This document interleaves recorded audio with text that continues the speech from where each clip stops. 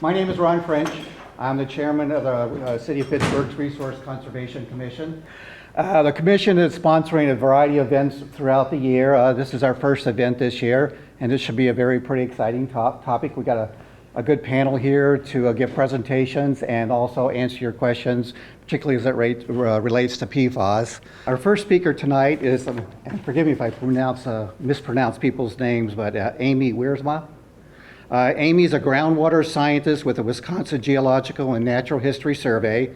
She completed her PhD at UW Madison with a focus on naturally occurring groundwater contaminants. In her role at the survey, she is responsible for developing groundwater resource information at local and county level in Wisconsin and helps state and local governments, industries, and the public with interpreting and using the information. So give a hand for welcoming Amy.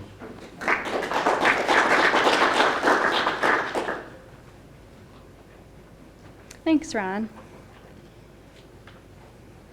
So I'm just going to be giving an overview of groundwater resources here in Dane County and in Fitchburg before other speakers talk about PFAS and other water quality. So a lot of us probably don't think about groundwater on a daily basis. It's something we can't see, right? It's beneath the ground. But it's actually a really valuable resource across the state, and that's why it's commonly referred to as Wisconsin's buried treasure. This picture I've shown up here is Culver Springs. This is just east of DeForest, and these springs feed into Token Creek.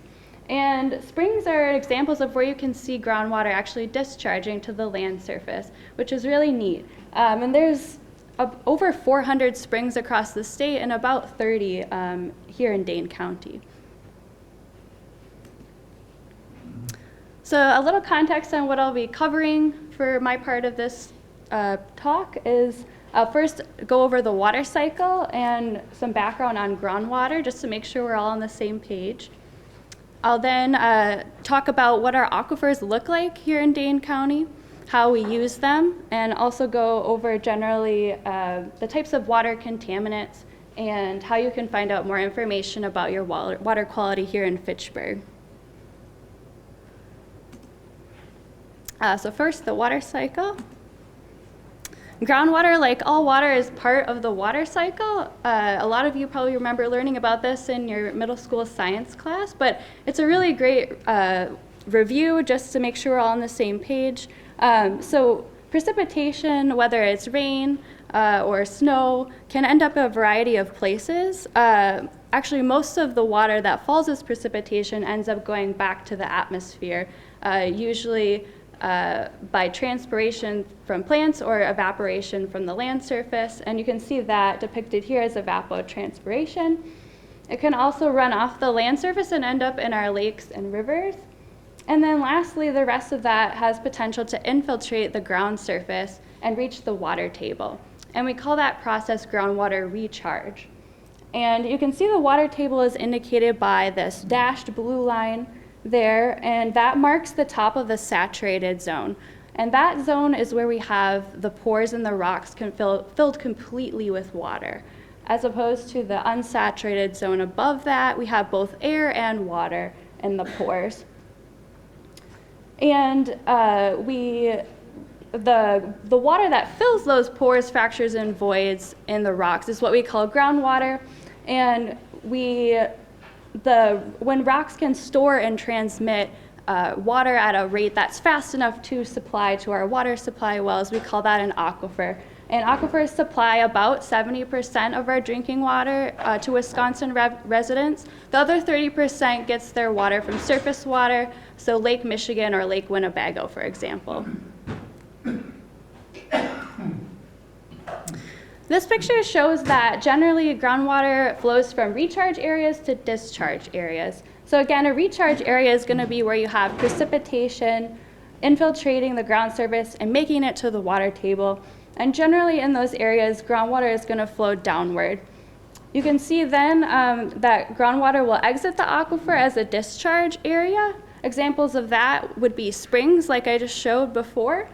Could also be a stream, like is shown here, or maybe a seepage lake.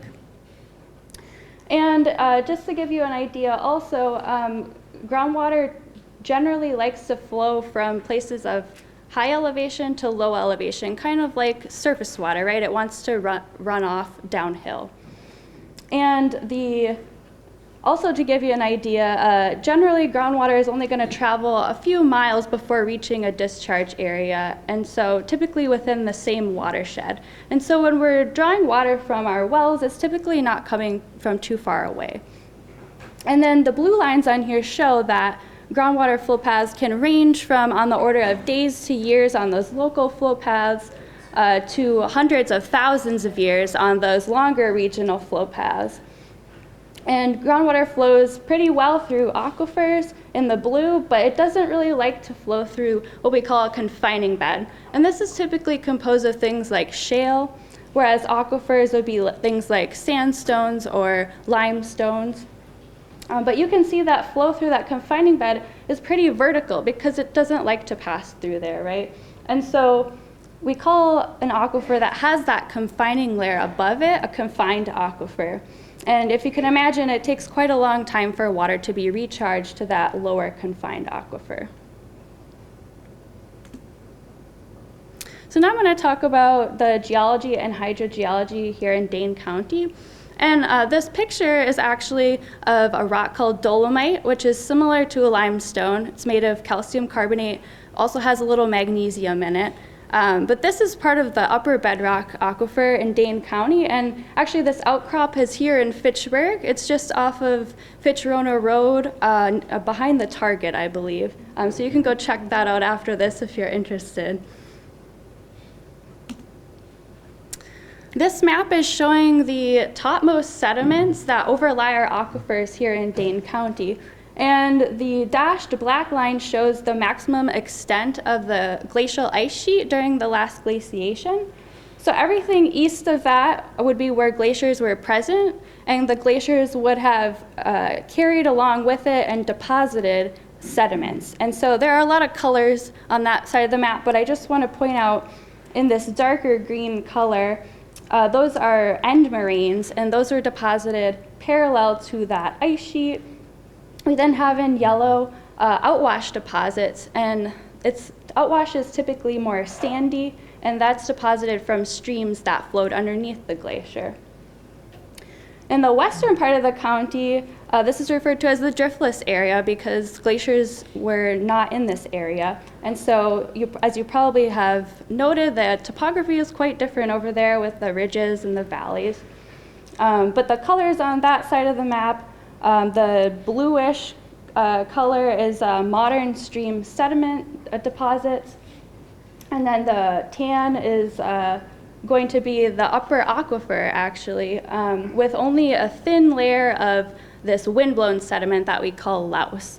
And so why do we care about this in terms of the aquifers? Well, we care because the composition and the thickness of these sediments over the aquifers can play an important role in how susceptible the aquifer is to contamination. And so if you can imagine, in the western part of the county, this area is generally more susceptible because we have the aquifer closer to the land surface and a little covering over top. So now we're going to take a slice from Blue Mounds to Madison to look at our aquifers.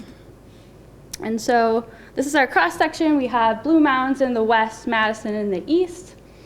And we have our oldest rock units on the bottom, the youngest on top. So you can see the glacial sediments that we just saw are present in the eastern part of the county. In the west, in the driftless area, they're not there. And so we have the upper aquifer there in teal. That's composed of sandstone and dolomite. The picture I just showed of the dolomite is part of that upper aquifer.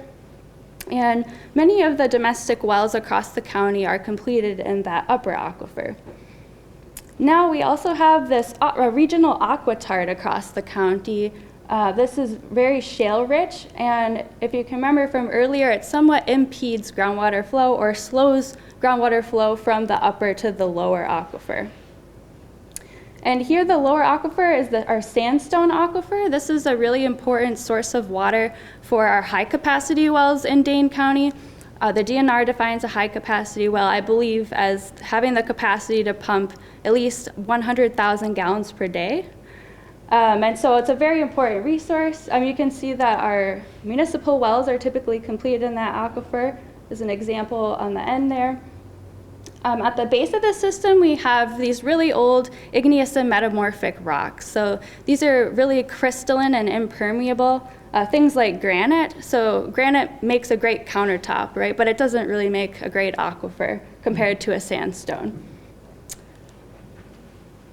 And then in terms of groundwater flow in this area, we generally have groundwater recharging in the driftless area, wanting to move west to east to discharge to the Yahara Lakes. But we do have those municipal wells in the area that can capture some of that water that would otherwise want to discharge to the Yahara Lakes. The sandstone aquifer, as we call it, is a really important source of drinking water across the state. You can see in yellow the extent of this aquifer system. On the right is a picture. This is taken on the Wisconsin River in Wisconsin Dells. The sandstone itself was deposited about 500 million years ago. And because Wisconsin Dells is on that margin of where the ice sheet was, it's thought that this large glacial lake drained, and it was so powerful of a process that it carved out those sandstone dells that we see today. Now I'm going to talk about how we use our aquifers here in Dane County. So I mentioned before that about 70% or so of Wisconsin residents get their groundwater from drinking water. Here in Dane County, everybody gets their groundwater from their drinking water from groundwater. Some potential consequences of groundwater use to be aware of. Over time, there can be aquifer drawdown, right? So the lowering of water levels over time. There can also be alteration of groundwater flow paths. So we just saw that on the last slide there, looking at our aquifers. Our municipal wells can capture water that would otherwise want to discharge, and so if you can imagine, the water wants to move towards the well instead of where it would normally go. And this hits on the impacts of surface water, and so because with pumping, you're impacting potentially the contribution of groundwater that goes to surface water. So things like your springs and streams, and unfortunately can have negative consequences on the surface water. And then lastly, effects on water quality. So if you're changing the elevation of the water table, there could be changes in aquifer chemistry that mobilize naturally occurring contaminants. And then because we know that groundwater and surface water are connected in Wisconsin, the quality of our groundwater could impact the quality of our surface water, right? So this is what wells generally look like, municipal wells in Dane County. I looked up the well construction reports for Fitchburg, and so we have well number 4 on the left, well number 7 on the right. You can see that they're constructed differently, right? So on the left, we have this casing in gray. It's completed all the way past the aquitard. That dashed line shows where the well is actually drawing water from, and you can see it's only drawing from that lower aquifer. If we look at well number 7, we have a casing that extends to about 175 feet. So it's in that upper bedrock aquifer, and that dashed line is showing that this well is pulling from both the upper and the lower aquifer. Now, having the well completed like this on the right, it can yield more water and can save money on casing costs because you have to use less, or you can use less casing. But there can be potential concerns with constructing the well this way, depending upon the quality of the upper aquifer. And this is because this well, if you can imagine on the right, kind of serves as a conduit, an artificial conduit for water to move from the upper aquifer to the lower aquifer when the well isn't actively being pumped. And so if we have the upper aquifer contaminated with something like PFAS, it has potential to make it down to the lower aquifer and contaminate the lower aquifer. New wells in Dane County are typically not constructed in this way in order to protect the lower aquifer.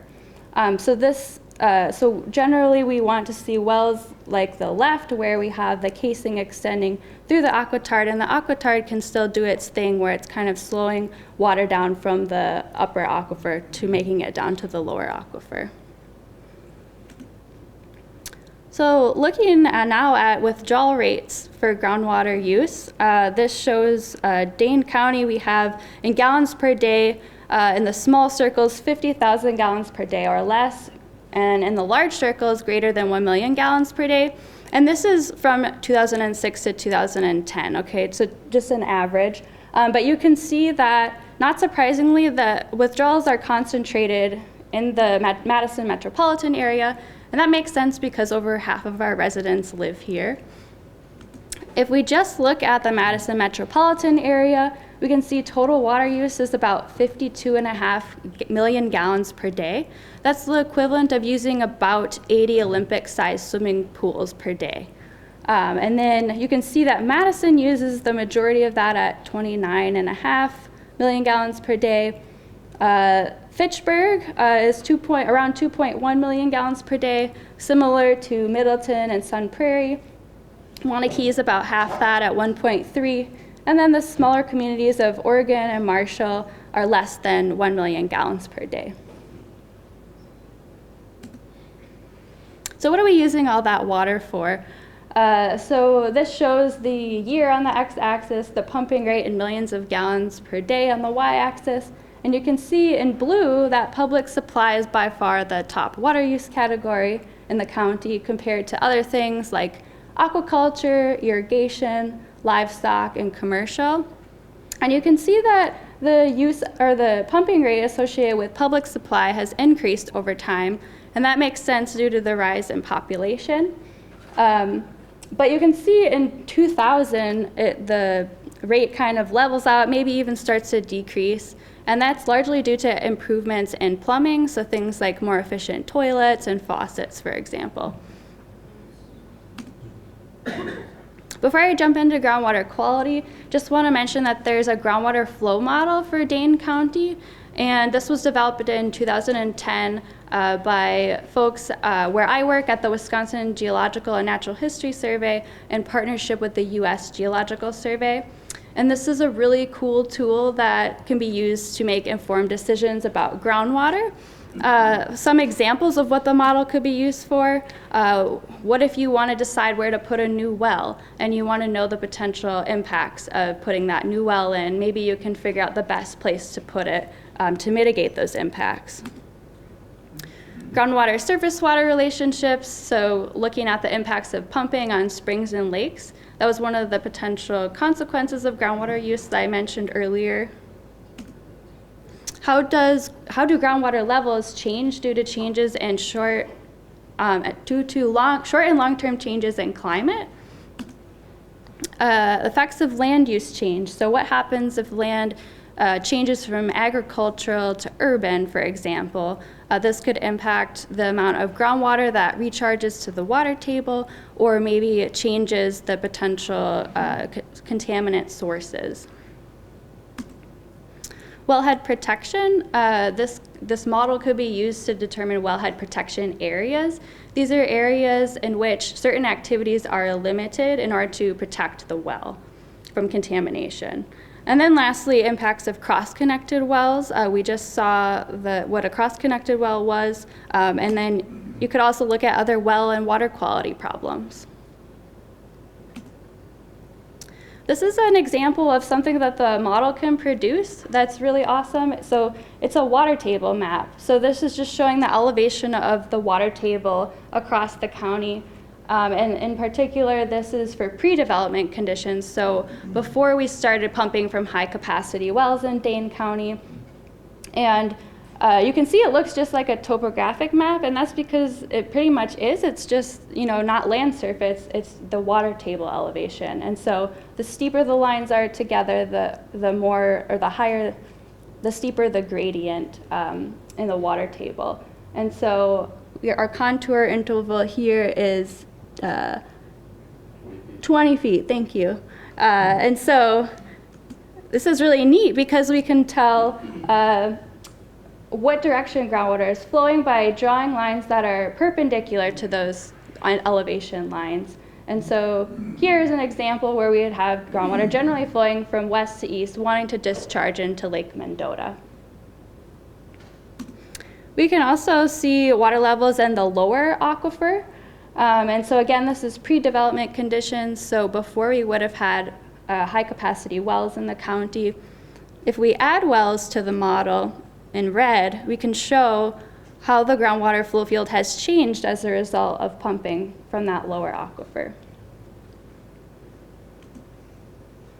And then by comparing the levels from 2010, which that was, to pre-development conditions, we can then determine how much the water level has dropped in the sandstone aquifer.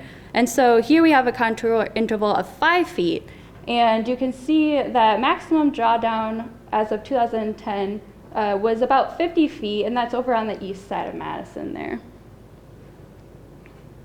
And so, yeah, this is just to demonstrate that this is a potential consequence of groundwater use, and this model can show that.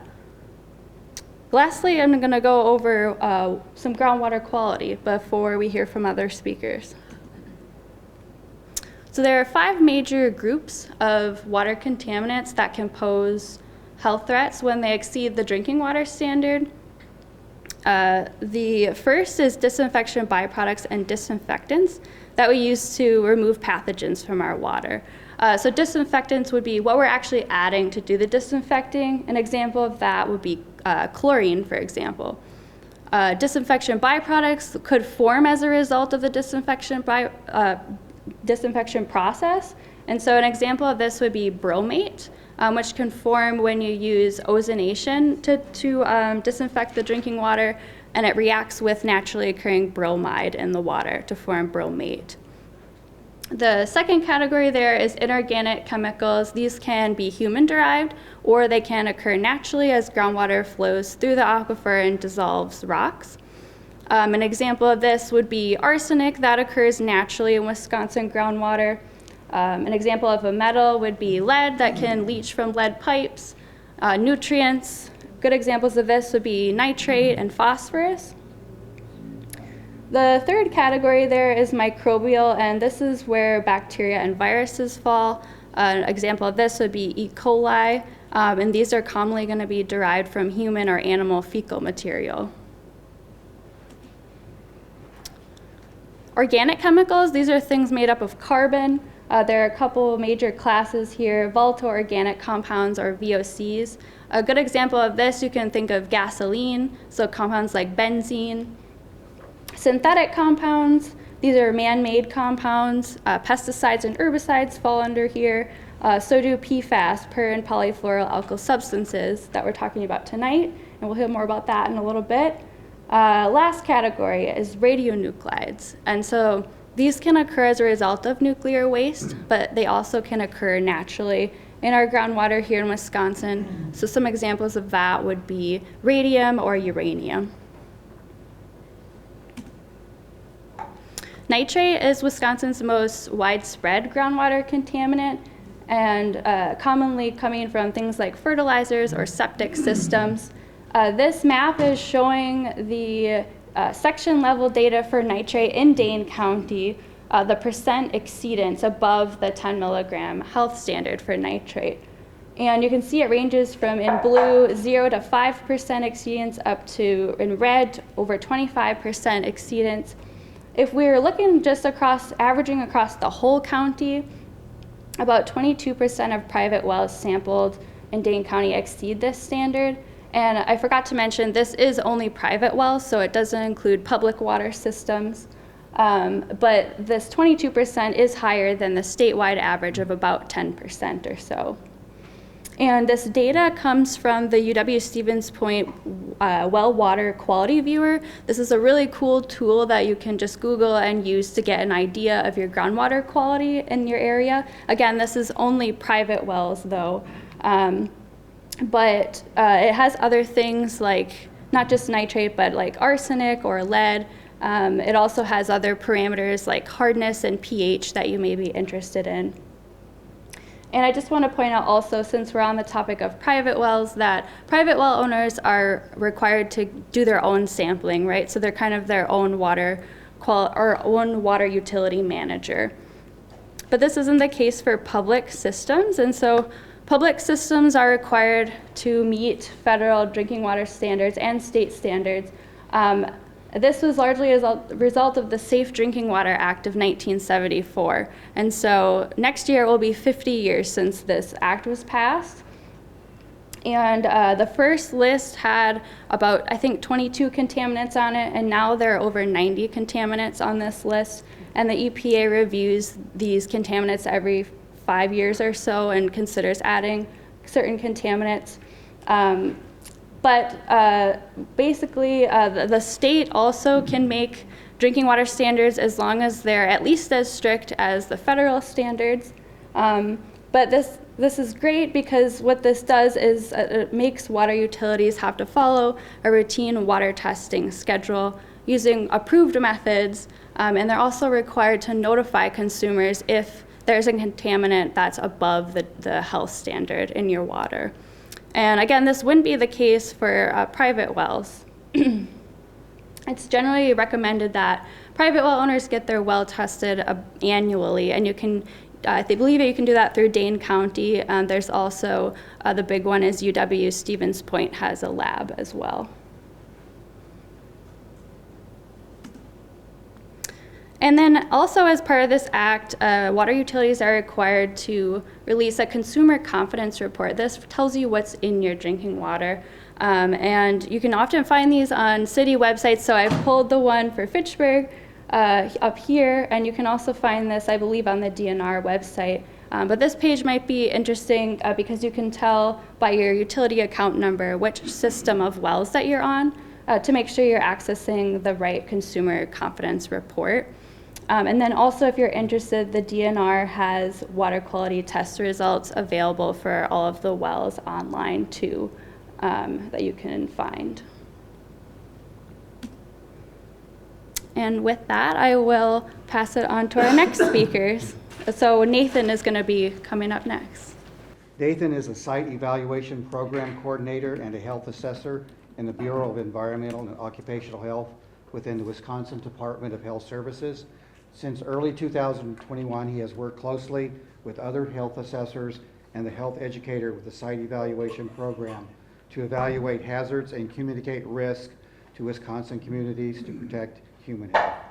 Thank you, Nathan, for joining us, and give a hand for Nathan for his presentation.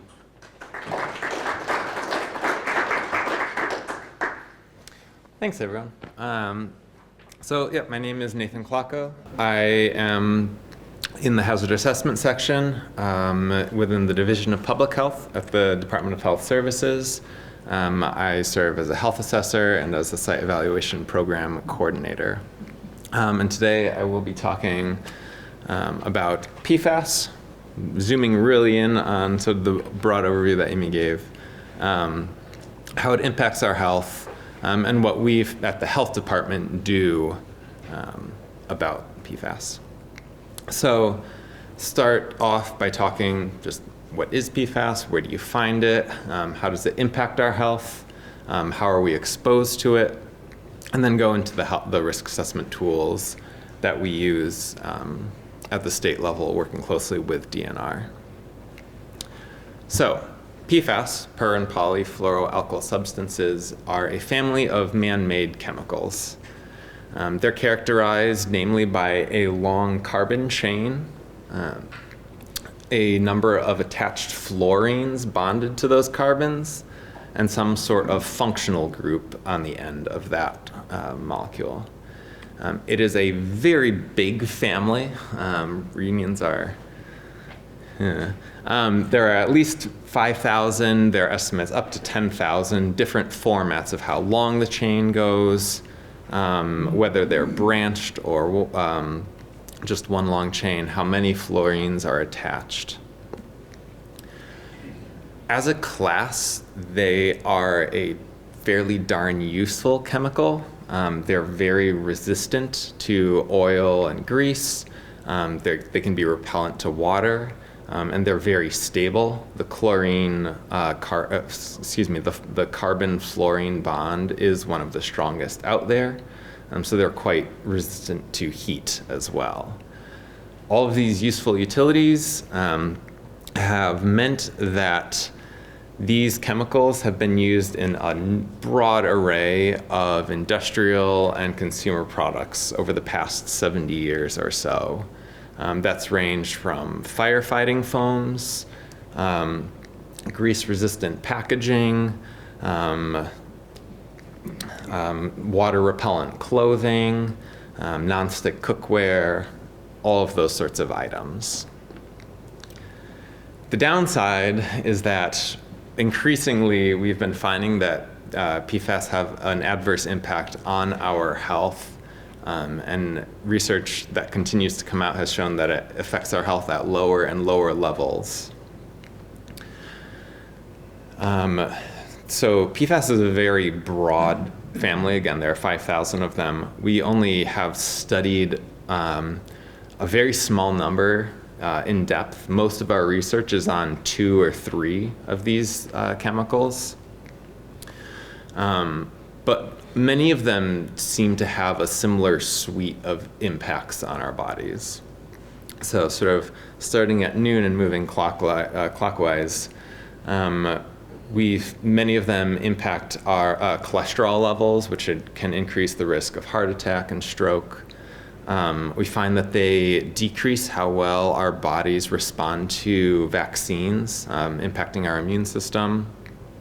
They can cause liver damage. They're possible carcinogens. There's been potential evidence specifically with kidney and testicular cancer. They impact hormone regulation through the body, specifically thyroid hormones.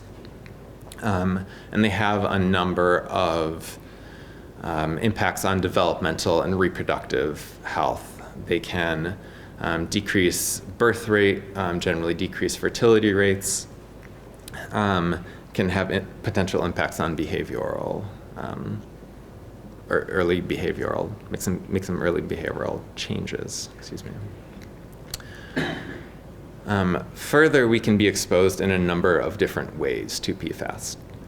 For the general population, the main way that we're exposed is through our diet, whether through foods that have been contaminated or through foods that come in contact with things that may contain PFAS.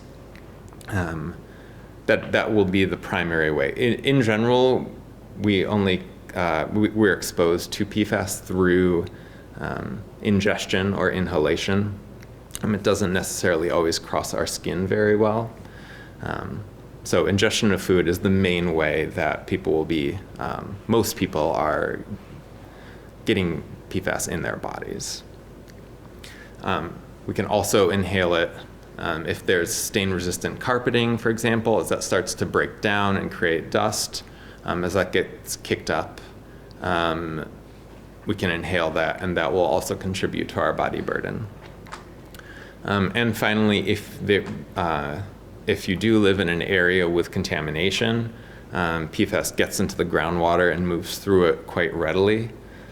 So ingesting that or foods prepared with that drinking water can contribute to our body burden.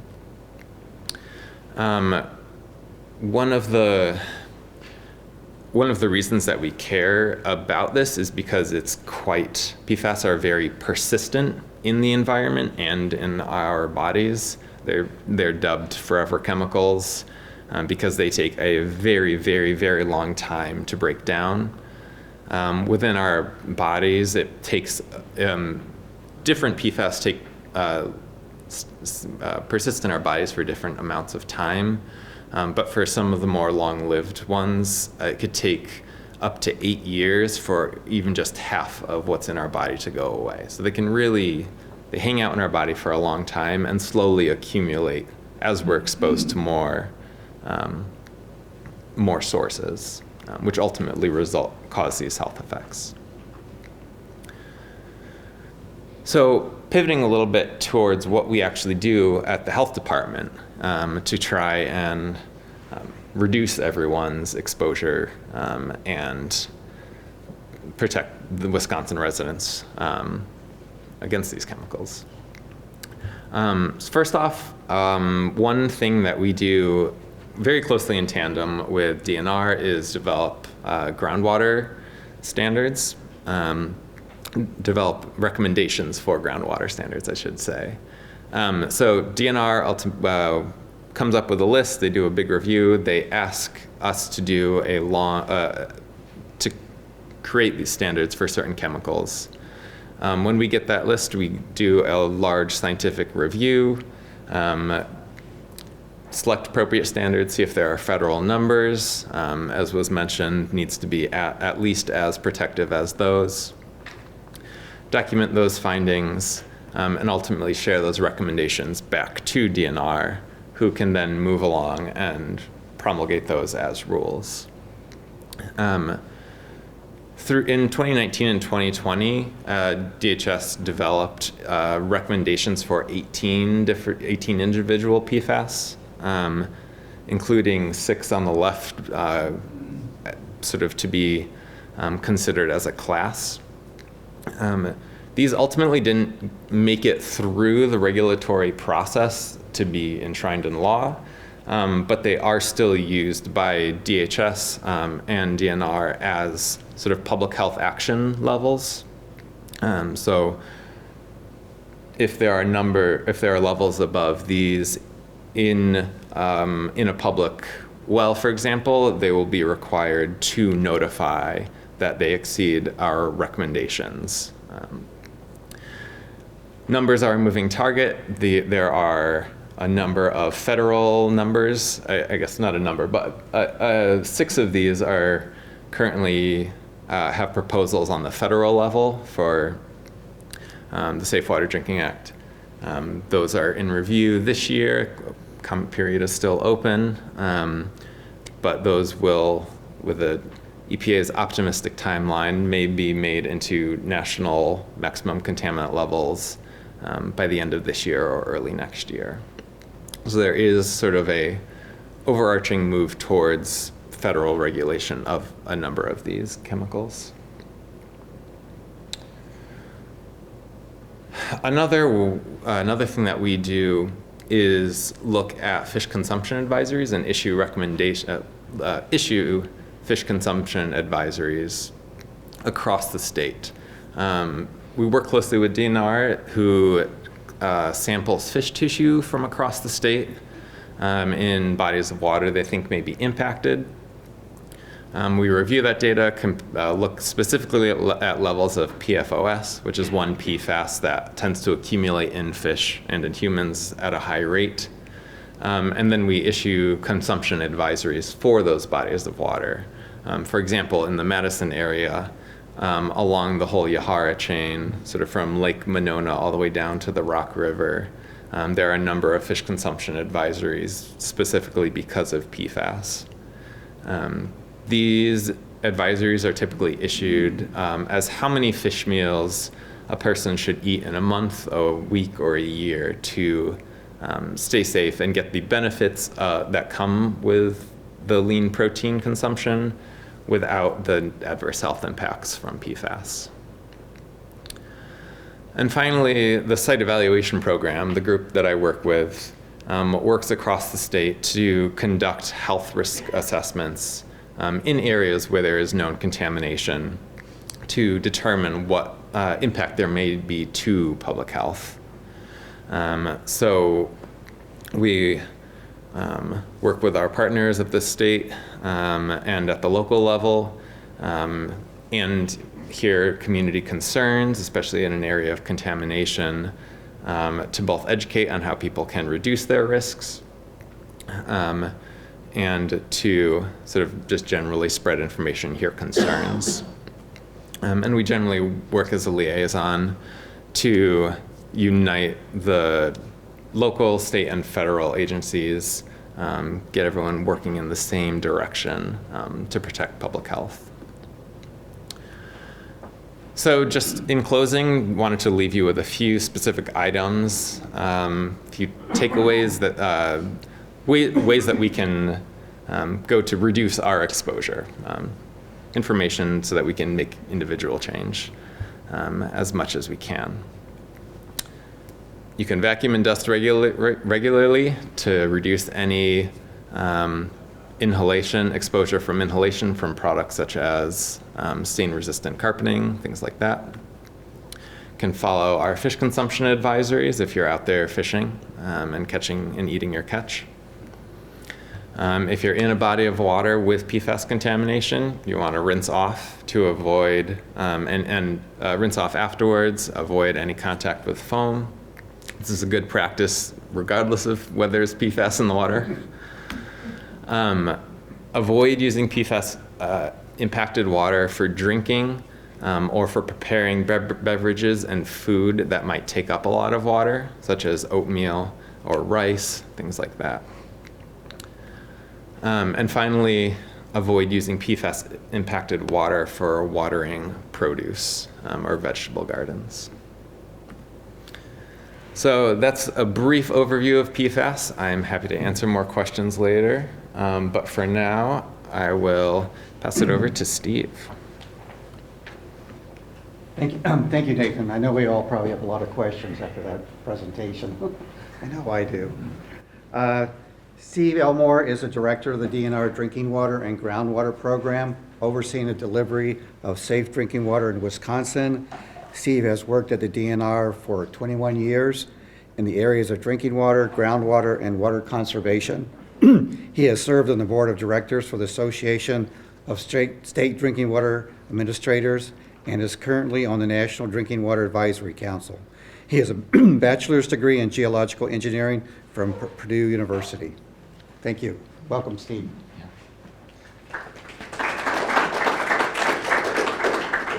Thanks, Ron, and thanks everyone for being here.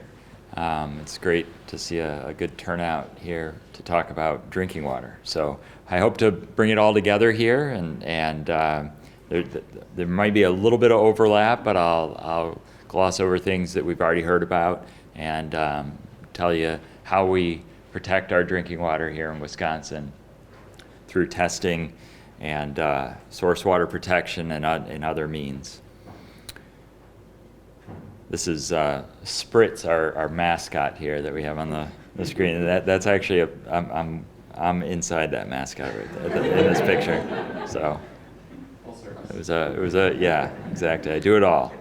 It's fun times in the drinking water program. All right. So why do we care about drinking water? Well, we've heard some things already that probably brings to mind some importance, but we've got a vat of drinking water back there.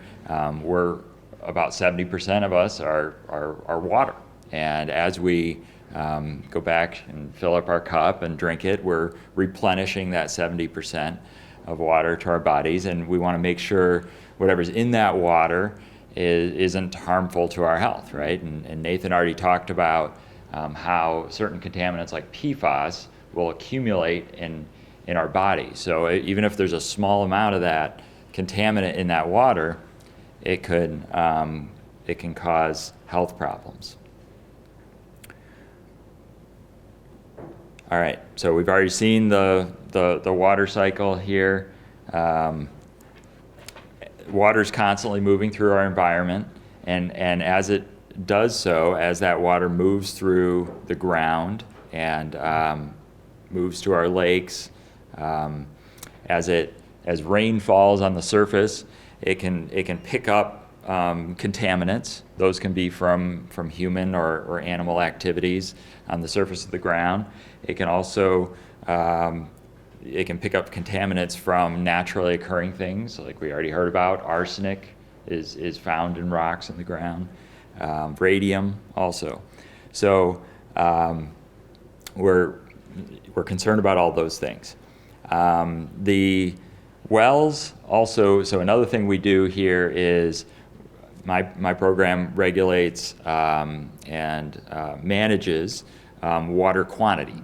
how much water is taken out of the ground. So I'll talk a little bit about that too, to make sure that we don't have impacts. Now you're probably saying, well, this is Wisconsin. There's water everywhere, right? I mean, you walk out here, you see water.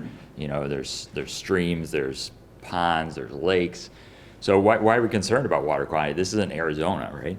Well, actually, the amount of water we use in Wisconsin, and particularly in certain areas, does cause impacts to the groundwater level. We already heard a little bit about that. But sometimes that even impacts it so much that it will change the level of like a lake. We recently did a study in the central part of Wisconsin, the Central Sands area, where there's a lot of water used for agriculture irrigation, where we could actually see where the water levels, the water that they're pulling out actually does have an impact on some of the lakes there that people have cottages, cabins around. And at times, particularly when there's drought, that can really dry up those lakes. And in some cases, people don't have, their pier doesn't have access to the water. Their pier is sitting on dry land.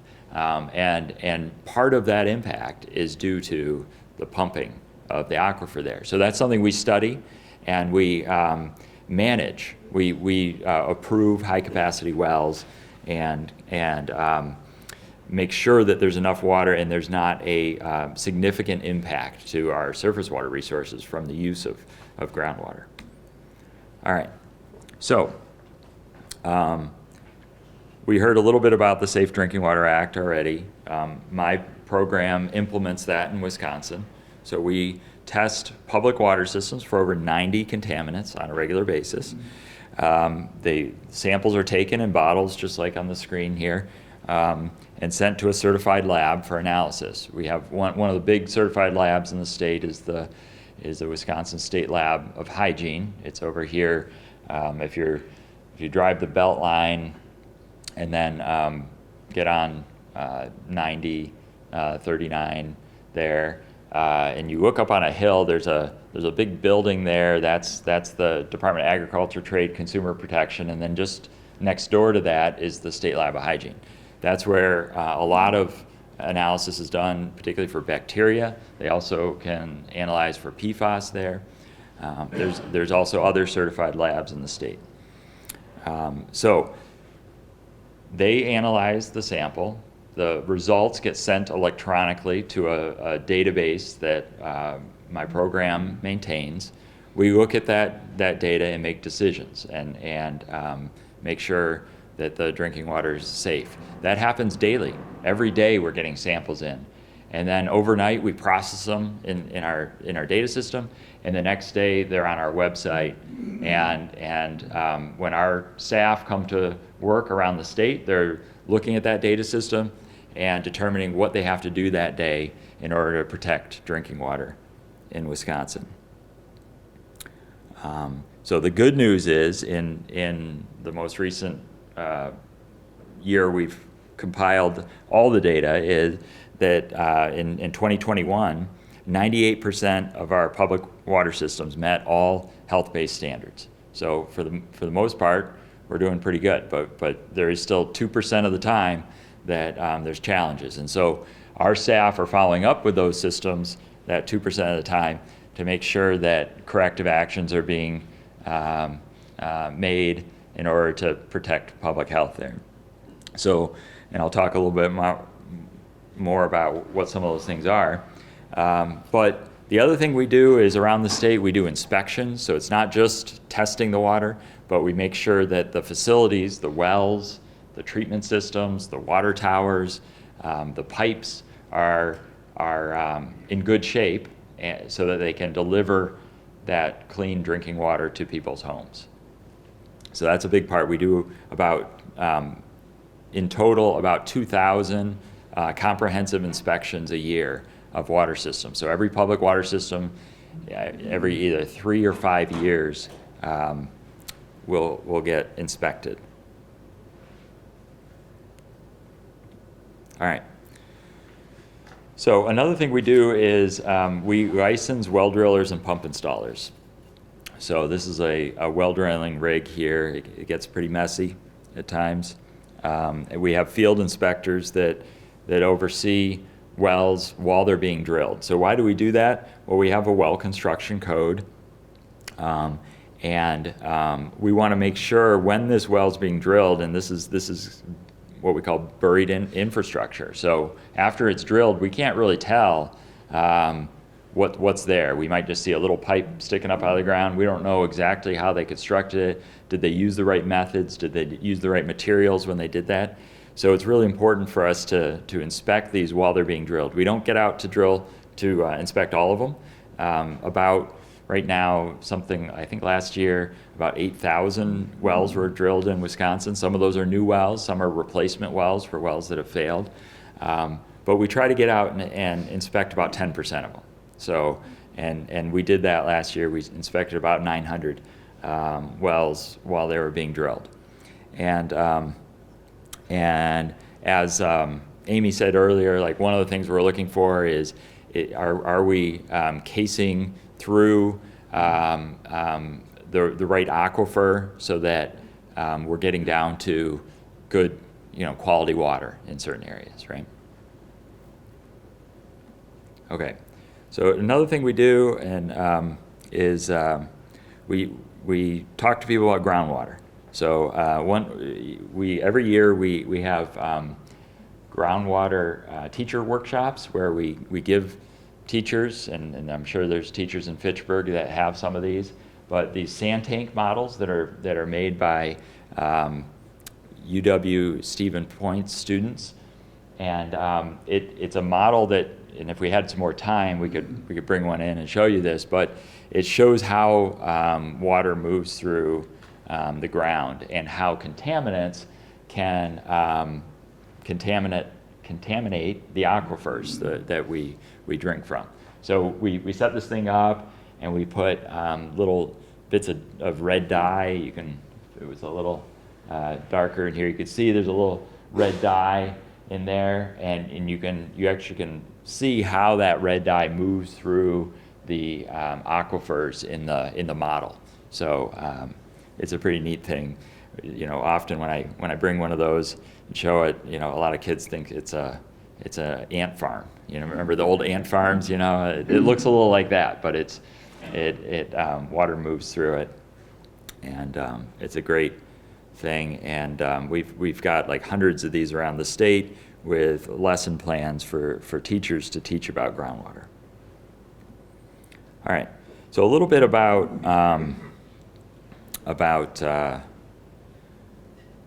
water quantity management. So I mentioned that we review and approve high capacity wells in the state.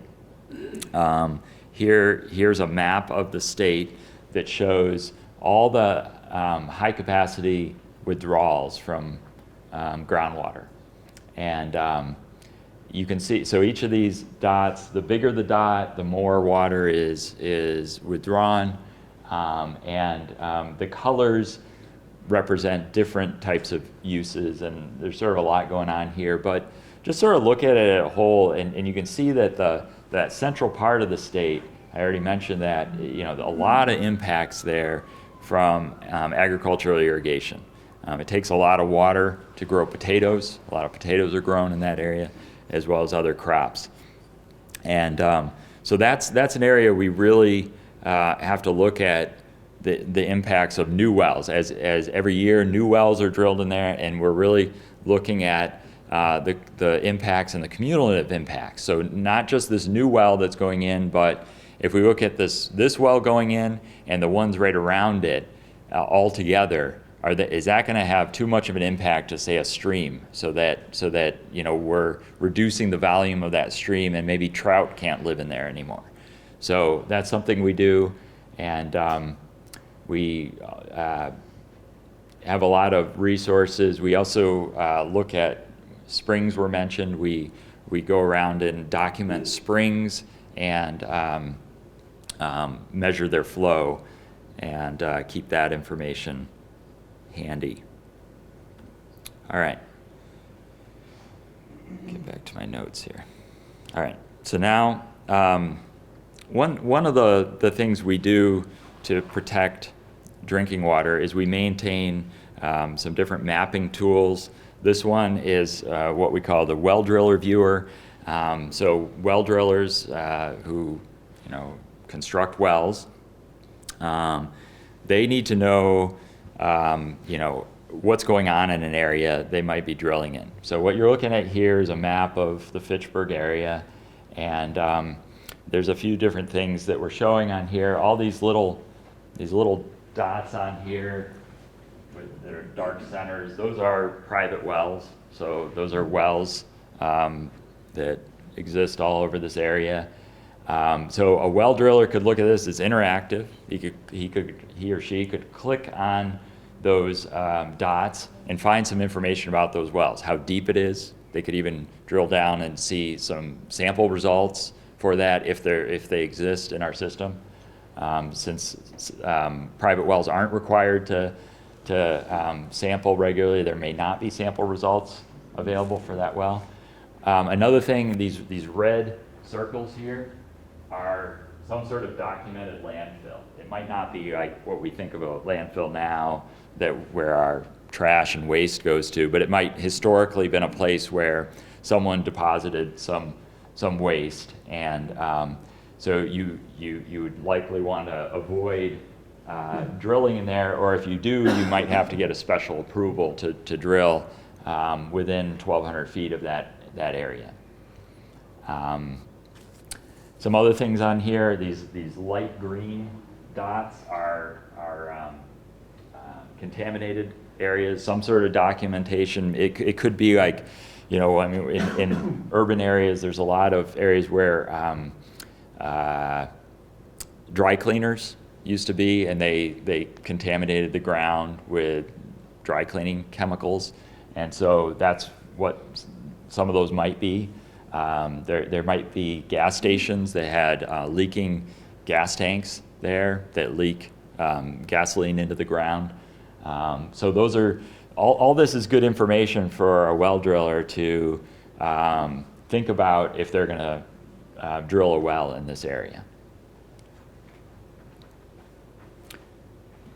All right, so we saw some maps earlier about nitrate. This is a statewide map of the darker red colors are the percent of wells that exceed the groundwater, the drinking water standard of 10 milligrams per liter of nitrates. So we saw a little bit, Amy had a little bit more detailed map like that, but just wanted to show you sort of what the situation is statewide. And nitrates are a concern for us because they can cause a condition called blue baby syndrome, and can cause also cancer and other long-term health effects in adults. Blue baby syndrome is a condition, Nathan could probably talk more about this, but it's where the baby can't process the nitrates, and the blood can't take up oxygen. I don't know, did I do okay with that at least? All right. So nitrates concern. I wanted to show you a few things about Fitchburg water, and I pulled up. So I mentioned our data system, how we data's coming in daily. Well, so I just pulled up real quick for Fitchburg. How does this look? So well number 5, which is over here by McKee Road and Verona Road, just north of McKee Road, and they've got a nitrate sample in our system from last summer, and that came back at 0.14 milligrams per liter for nitrate. And the standard is 10 milligrams per liter, so that's okay. That's pretty good. Actually, that's pretty low. We often see some levels of like 1 to 2 milligrams per liter, it just naturally in groundwater often, sort of depending, but this is likely a deep well. I guess I'm not sure the well construction, you had well construction for well 4, but I would imagine this is a pretty deep well. I just don't know if it is cased through to the deep aquifer. But, you know, good result here. And so if maybe just, so what would happen if this number was over 10? So we would follow up with Fitchburg Water Utility and have them notify the public of this result. So the public notice is one part of our program and follow up. If they could, we would ask them to take this well offline. So Fitchburg has like many wells, several wells, and so and part of that is so that if they do have a problem, like a water quality problem like this, they can take one offline and still serve the rest of the system with the rest of their wells until they figure out what to do with this water quality problem. And some of those long-term things could be adding treatment or drilling a new well. And Amy had a diagram of, I think it was that well 7, that showed that it was just a shorter casing. Well, maybe that might become problematic over time if there's things on the surface that are causing contamination of that well. And so we would work with the utility, and they might either fill and seal that well, or it could be possible they could reconstruct it so that then they would say case down further and just take water from that deeper aquifer. In some cases, that's a possibility. Okay, a little bit about arsenic. How am I doing on time here? Okay, all right. So arsenic, we already heard a little bit about it, but these areas, particularly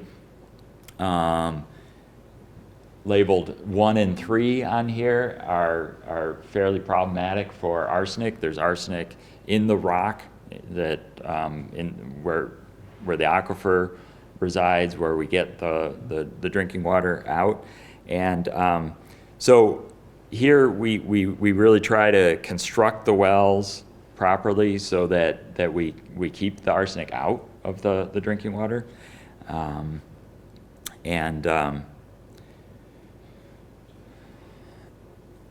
And we do have some requirements for we have requirements for testing public water systems for arsenic. We also do have some requirements for testing private wells. I know we said earlier, not a lot of requirements for private wells, but there is when private wells are worked on, that they get a arsenic sample before that goes back into surface. So if they like replace a well pump, they'll have to take a arsenic sample. And part of the reason we do that is in order to get more data about where arsenic is in Wisconsin, so that we can better protect public health. So here's now drilling down to Fitchburg. Here's our data system again, which, you know, any of you can go on to. I put the website up here. I know it's sort of a long string there, but you can just search on Google Drinking Water System portal, and you can see here in 2020 the Fitchburg Water Utility sampled for arsenic. This is again well number 5, and they had no detect, so they had 0 arsenic in the water, and the standard is 0.01 milligrams per liter. So they're good shape there for arsenic. All right, so now moving on, lead is a concern ever since. Well, we've regulated lead in drinking water since 1991, but particularly in more recent years, you probably heard in the news, like in Flint, Michigan, there was a lot of concern about the lead in the drinking water there. That happened around 2015, and that really kick-started, you know, my program and programs around the country to address how can we further reduce lead in drinking water and avoid situations like in Flint, Michigan. There's no safe level of lead ingestion. It causes health issues, particularly for developing brains and in children. And so really, until we replace all the lead materials in the water system, there's a risk of exposure there. And so what we need to do is replace the lead service lines. And that's the bulk of the lead material in plumbing systems. And that the service line is what goes from the water main out in the street into the home. And so we want to replace that whole thing if it is lead. Madison did this from 2001 to 2011. They replaced all their lead service lines. They were actually the first city that had lead service lines that accomplished that feat of replacing them all. And I looked it up, and Fitchburg currently reports 0 lead service lines to the Public Service Commission. So Fitchburg's in pretty good shape there too. It's Fitchburg's generally a newer community. So any lead service lines that they did have here or that might still exist would be on older housing stock. That would be, if there are any homes that were constructed probably before 1950. But I don't expect that there are any, and I trust that Fitchburg Water Utility has done its due diligence to make sure that there aren't any lead service lines there. So, and then how we regulate lead in terms of water quality is samples are taken in homes, and we try to pick locations where it's like worst case scenario where there is a lead service line there. If they don't have any lead service lines, we look for sites where they might have copper plumbing with lead solder on it, and then samples are taken in there to see if there's lead, and then there's things like you can add orthophosphate to the water to reduce the corrosivity of the water, and so that lead won't get into the drinking water. But lead service line replacement's been a big focus. Wisconsin's been a national leader in lead service line replacement. This is a picture of a big pile of lead service lines that were taken out of a water system using funding for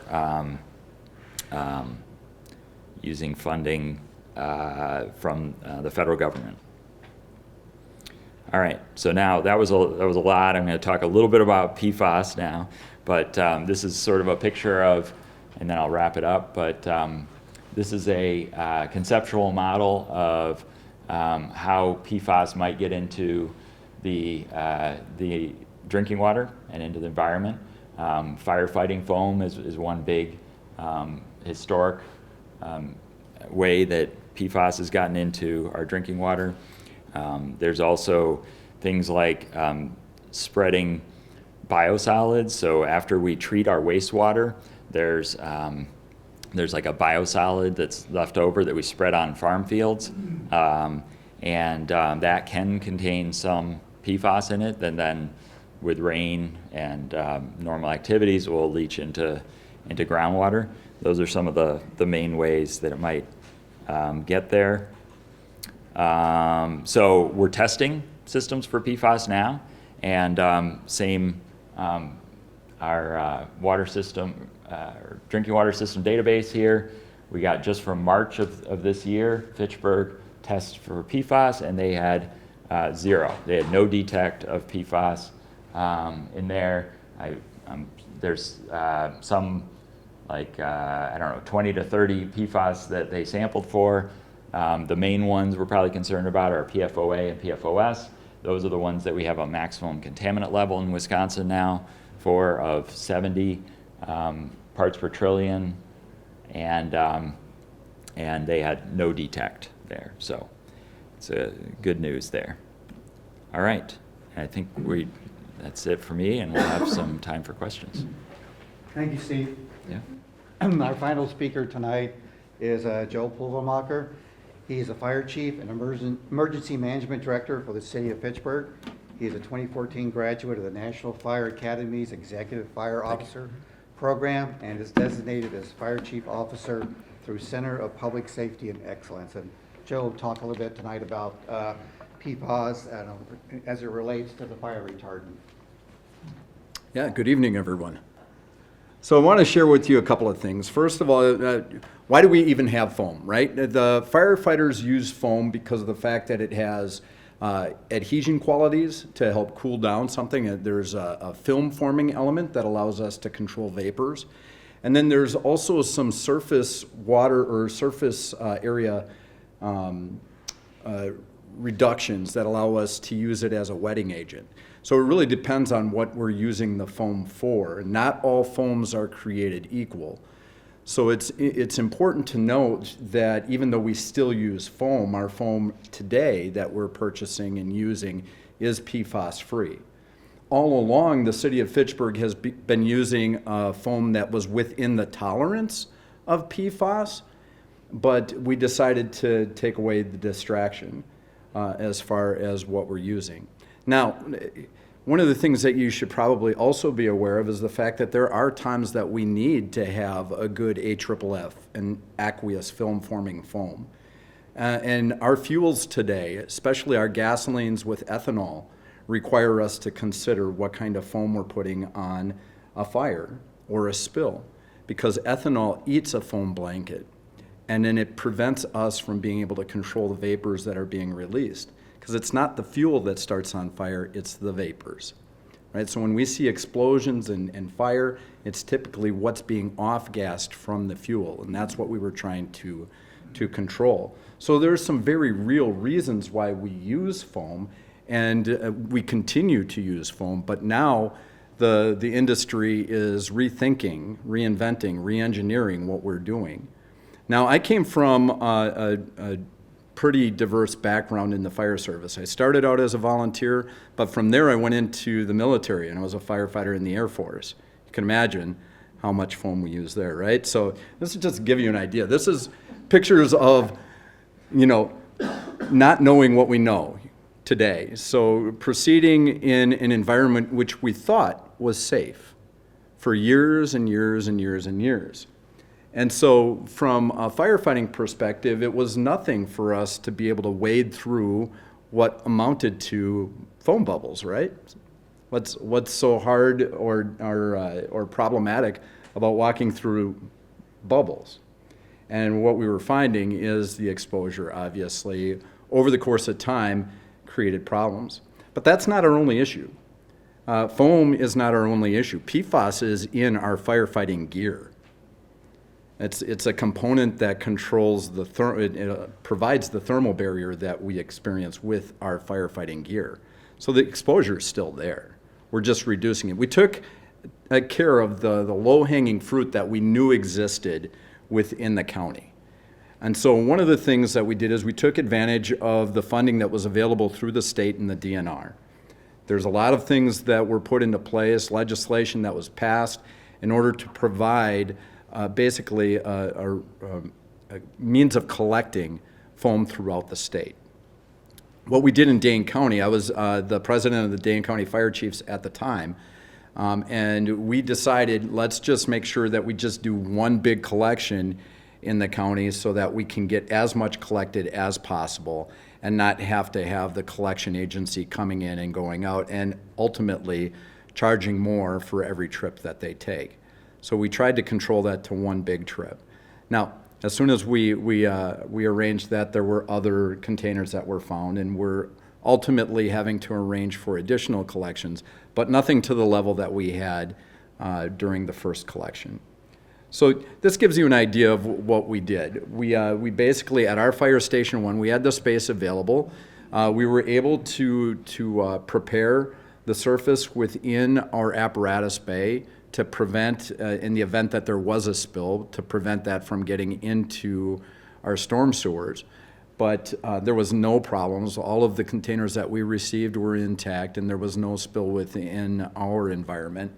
And we wanted to make sure that was the case. I mean, this is where we live, this is where we work. The last thing that we wanted is to have a spill.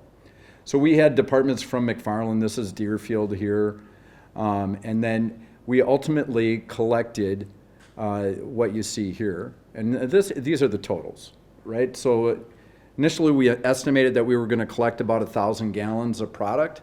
And what we ended up collecting were 302 5-gallon containers, which amounted to 1,500 gallons, just over, and then 3 55-gallon drums from McFarland, bringing our grand total of basically almost 1,700 gallons of PFAS. So that's stuff that's, I would like to say it's out of the system. Obviously, when you dispose of something, it goes someplace. It's just not in Wisconsin. So it goes someplace. It's just not in my backyard, right? So I don't want to diminish the fact that these are forever chemicals and they've gone someplace. The idea is to make sure that they're not leaching out, and then by having them in one place, we can control its use or our exposure, our global, our municipal exposure to the product. So that gives you a little bit of an idea of what we did. The other thing that I'd like to just share with you is some of the work that Fact TV put into our event here. Give me one second. Here at the Fitchburg Fire Department today to go through PFAS foam collection. This has been an ongoing process for the city of Fitchburg. We've involved some of our Dane County Fire Department partners to bring all of our foam together and have it collected in one spot. Today we have North Shore Environmental here to do the actual collection of the foam, and that was done in conjunction with and in contract with the Department of Natural Resources. After this, the City of Fitchburg Fire Department will be PFAS free. The foam that we will be using will not have any traceable amounts of PFAS. So it's a step forward in a way of identifying things that are safer for our firefighters and safer for the environment. If there's anything else that you have comments, questions, concerns about, feel free to reach out. This is the type of stuff that happens as a result of concern in the community. That was a wonderful production, Scott. You guys did great. I have one more for you. Clean Wisconsin was out at our site too when we were doing it.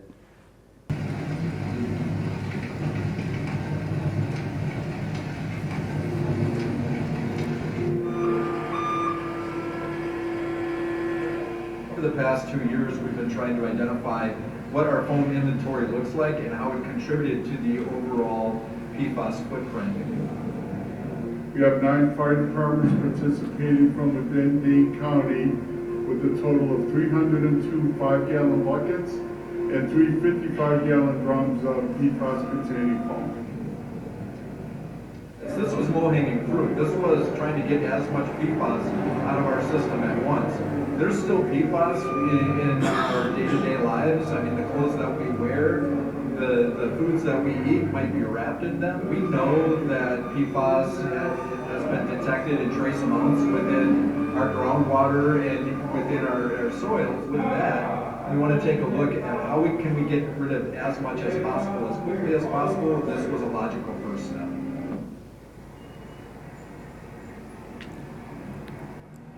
So it's on its way to Alabama. So anybody got property in Alabama?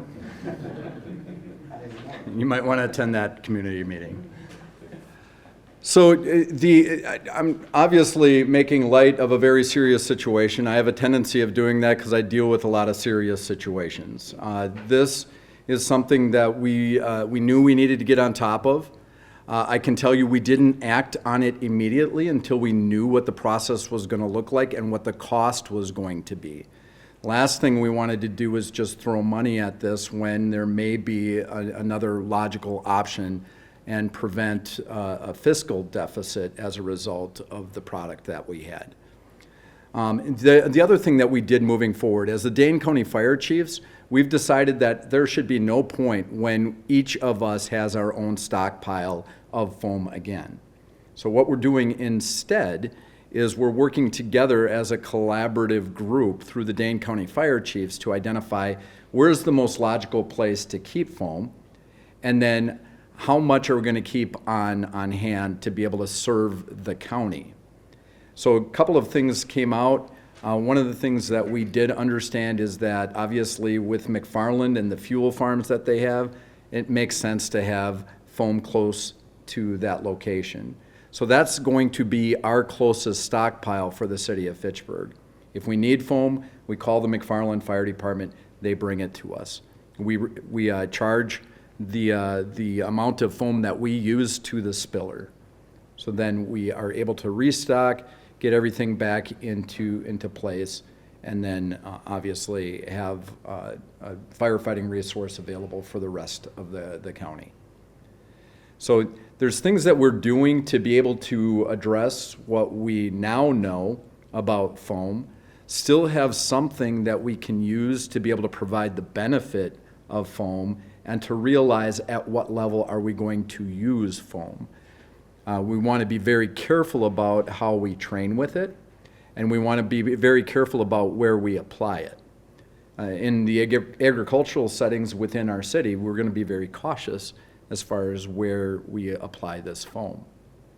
And that just gives you an idea of some of the thought that goes into ultimately is a reduction to exposure. And that goes along for everybody, not just our residents, but our firefighters who have a tendency of maybe having a greater chance of being exposed to PFAS. And we know the health effects that it has. So we want to try to minimize that as well. The other thing that I would like to say is even if you see foam being used, there are a variety of different foams that are approved, let's say through the DNR for wildland firefighting. And they have already taken into consideration some of the contamination things that we've talked about, to the point where our supply looks vastly different than what it did 10 years ago, to take into account the ingredients that go into that foam. So that's the long and short of the fire department's impact on how this has been used. I can tell you when I was in the Air Force, we used to wash our fire trucks with it. And so we're obviously in a different place.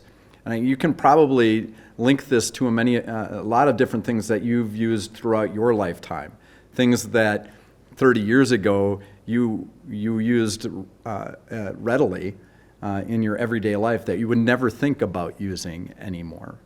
And so we're learning, we're adapting, and we're trying to make the best decisions based on what we know. So I hope that helps. I really do appreciate the opportunity to speak to it, because there was a considerable effort that went into getting this out of our community. I applaud our firefighters that took the most amount of time of switching out our product on our vehicles, and to do it in a cost-effective manner. So we didn't have to see the detriment of not only contamination, but then the fiscal impact of disposal. So, thank you. Thank you, Jerry. Can you hang around for some questions? Yeah, absolutely. Okay. So I'd like to open up now for some questions. We probably have about like 15 minutes. Yeah, Shannon, I'd like to open up for questions now. We got about 15 minutes for them, so go ahead. Okay, you all, or a number of you talked about the cookware that has the sticky lining. Does that, all of it reach into food? I mean, why is it on the market still? So the question was about nonstick cookware. PFAS is still used in many products today. There are different PFAS being used than the ones that have really been studied that are very persistent. A lot of the newer PFAS that are being used, both in AFFF and in other products, is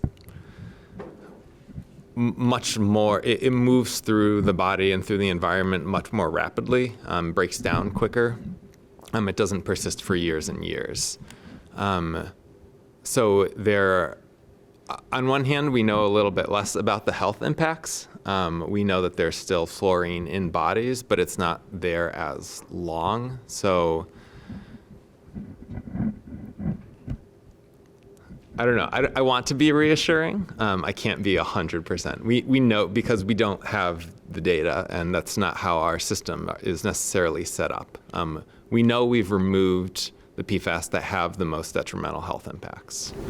But the cookware is leaching PFAS, whatever kind, into the food when you use it. I don't know specifically about that. I know as it breaks down, it will eventually start to leach out. It doesn't do it immediately every time. It might contribute trace amounts. I don't know if you know any more about. Yeah, I mean, I think we, we're learning more all the time about these sort of processes, right? How the cookware was manufactured. So there's two main problems with cookware that has PFAS. One is the manufacture. When it was manufactured, did they release to the environment some of these chemicals, right? Or release to the workers that manufactured those pots and pans. And then there's the use of in your home, the use of it and what it might release to the air or to your food. And I think we're learning more about that, with studies that are coming out. And you will see in the stores cookware that says PFAS free, and you can also buy things that don't have any coating, say a stainless steel pan that doesn't have any coating on it. And it's just sort of, you need to change how you cook a little bit, in order to use those. But anything else to add? Okay, that was a good question. Diane? You mentioned that there's advisory for fishing people in this area because of the fish showing contamination. How do you remedy that? I mean, will we always have that issue, or how does that get fixed? So the question. The question was about fish consumption advisories and how those change. So we work closely with the DNR. The main remedy at this point is education. PFAS levels in fish stay high for a while. As levels in the water, we found that generally levels in fish are correlated to levels in surface water. So as levels in surface water decrease, as we are able to identify, remove sources, levels in fish will decrease. We periodically resample areas where we have advisories, and we can rescind advisories if there's no evidence that there's still contamination there. Does that answer? People have been just settled. What you call muck. So PFAS, they eventually break down. I don't know if you. Well, they can break down. So the what was the question? Where do they go? I guess will they settle in a water system? Well, they tend to stay in solution, and they particularly like the interface between the water and the air, like right on the surface of the water, right? And whether that's water below ground or it's part of a lake, right? But they stay with that water, but they move with the water, right? So our lakes, it's not just the same tub of water all the time. There's water coming in and water going out. So if we reduce, Nathan mentioned source reduction. So if we reduce where it's coming from, so that there isn't that input of PFAS into the lake, then eventually the levels of PFAS in that lake will go down, and also the fish.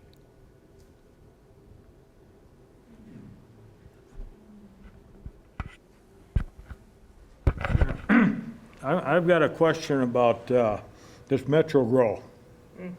They made a mistake here a while back. They admitted that there's PFAS in the stuff they're spreading on the fields. Now, last fall, the field across the road from me, they put 20 tankers on that. Now, how long before that PFAS gets in my well? And can they test for PFAS? And if it does show up in my well, what's my option? Besides blowing up the metro. Because I talked to the woman there about it, and I said, don't you have another way of disposing of it? She said, we do, but it's more expensive. We'd rather dump it in your well. Don't like that one. Yeah, so that's an issue that we're just starting to understand is the PFAS that are in, and I mentioned a little bit, biosolids. That's what we call what you're referring to. So after the wastewater treatment process, there's these biosolids, we call them, left, and currently the best practice is to spread those on available farm fields. So what they're doing there is happening all over the state. It's happening all over the nation. It's a typical practice, and we're starting to look at that now. With the next round of wastewater discharge permits that the Department of Natural Resources they write those permits for every one of those wastewater facilities. They're starting to write into their PFAS sampling. So they will have to sample both their discharge, but also their biosolids for PFAS moving forward. So they're just starting this. Those are like, I think it's 3-year or 5-year permits. So it's not that, every wastewater system will have it be sampling right away, but over the coming years, they will be sampling. I do encourage you and to engage with the wastewater utility and ask for that sampling to be done as well. I think I'd rather engage with my town board and have our township come up with a rule, no human waste spread on our fields. Yeah, I mean, I think that's something you could voice, yeah. Their shit. Yeah. This is on the same note as yours. Our wells out 2.5 miles down the road here are testing positive for PFAS because the farm field behind us, they had used biosolids for years and years. What if our recourse? Our wells are contaminated now. Where do we go? What do we do? Metro has always tested for nitrates. Do you want to take it? Always. That I can also What talk is about the ARPA. recourse for us now that have been contaminated? But I think she's talking about the Good town. lawyers. Well, no, Yeah. because, I have to pay out of my pocket $600 and some for a test. Why isn't Metro Grow responsible? And also their treated water, they discharge, that's millions of gallons a day, correct? And nobody's testing that up. Where does that water go? Is that going into the water table eventually too? There are surface water standards now. We implemented those implemented last summer. So the discharges do need to meet surface water quality standards. In terms of direct, I think maybe I think ARPA well comp. Yep. I think that might be a good starting place. So private wells that are impacted by PFAS, if you take a sample and find PFAS in that well, you can be eligible for a well compensation program to either drill a new well that's deeper that would get you out of that contamination area, or if that's not possible in your area, to install treatment to remove PFAS. And there are treatments. Reverse osmosis is one, granulated activated carbon, or ion exchange are 3 of the technologies that work to remove PFAS. So it is relatively expensive to test for PFAS. It's about $500 roughly a sample. And so that can be limiting, but if you sample for it and do find it, we do have that, and that will pay for up to $16,000 on a replacement well. And we have that money available now until the end of 2024. After that, we still do have a well compensation program, but an influx of federal ARPA funds was used for this purpose now until the end of 2024. So the time is now. It's a great opportunity now, to do that. So I encourage people that are concerned or actually find. Yeah, it's through the Department of Natural Resources. You can find out. Well, I'll give you a card here, but also there is information on our website. If you look up well compensation or ARPA well compensation, that'll get you information and forms and direct contact information, but I'll get you in contact with the right people if you want to take one of my cards. Are there studies for people who have been exposed to contamination unbeknownst to them? I mean, how many years has this been going on that our wells have been contaminated because no one tested? Who knew? Sure. So the question was about exposure over time. The federal government, the Agency for Toxic Substances. You're exposed daily. Sure. Yeah. So the Agency for Toxic Substances and Disease Registry, that's a component of the CDC. They're running a number of broader exposure assessments across the country at areas, both occupational and sites with contamination that have they're looking at what levels are in people, what levels are in the water to see what the connection is. Those results are still coming out. They're still looking at what then the impacts on health are. So we're still learning quite a bit about that. And just to cycle back on one thing, just about what you can do in the meantime before looking for well comp. Filtration is very effective at removing PFAS. There are a number of NSF certified filters, both there's a countertop, just a pour through filter, under sink filters that are certified to remove PFAS from home systems very effectively. So I can go to the grocery store and get water from them. It's very inexpensive. Minimally expensive and easy to install.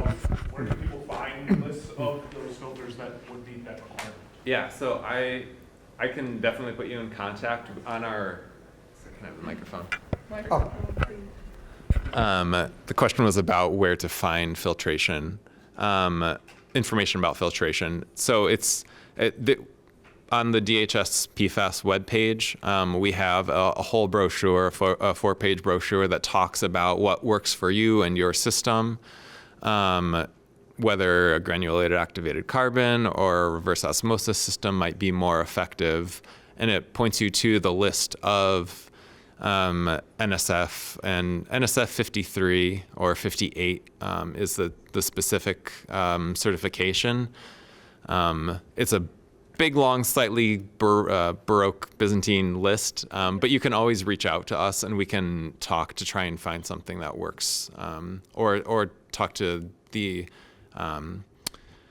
DSPS, Safety and Professional Services, and they have a lot of expertise on that as well. Okay, we have to be out of this room, so our time limit's up. Those were all great questions, and let's give a round to the 4 great speakers. One thing to say, because I realized this after, all of those firefighters that were swimming through foam, none of those were Fitchburg firefighters. I just want to make sure that everybody's well aware. Those are stock photos that we know that there's exposure that happened like that, and we just want to make sure that we're minimizing similar exposure. Thanks, Joe. Let's give a round for our 4 speakers. Thank you for coming tonight, and look forward to, don't forget the June 8th event at McKee Park.